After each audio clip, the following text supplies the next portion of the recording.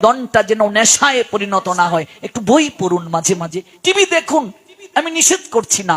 মাঝে মাঝে একটু প্রকৃতিকে আলিঙ্গন করুন, প্রকৃতিতে ঘুরে আসুন, একটু মন্দিরে যান, তীর্থে যান, একটু বই পড়ুন, একটু পত্রিকা পড়ুন। আজকাল পোলাপান পত্রিকা পড়তে চায় না, বই পড়তে চায় না, উপন্যাস পড়তে চায় না, নাটক পড়তে চায় না, ওদের চিত্ত কৃত্রিম হয়ে গেছে।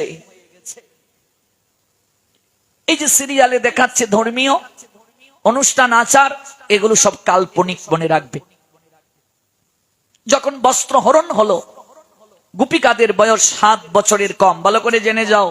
7 বছরের কম মেয়েরা ল্যাংটা হয়ে কাপড় রেখে ওরা স্নান করতে নেমেছে।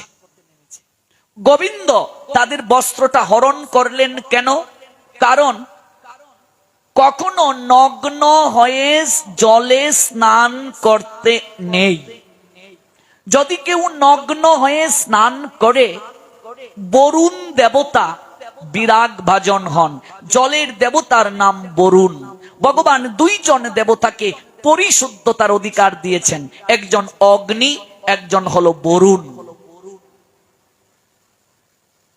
যদি কেউ নগ্ন হয়ে স্নান করে, সেটা বাথরুম হোক, টয়লেট হোক, যে কোনো জায়গায় হোক, নদীতে হোক, তাহলে পিতৃপুরুষগণ সর্বপ্রথম বিরাগ ভাজন হবেন।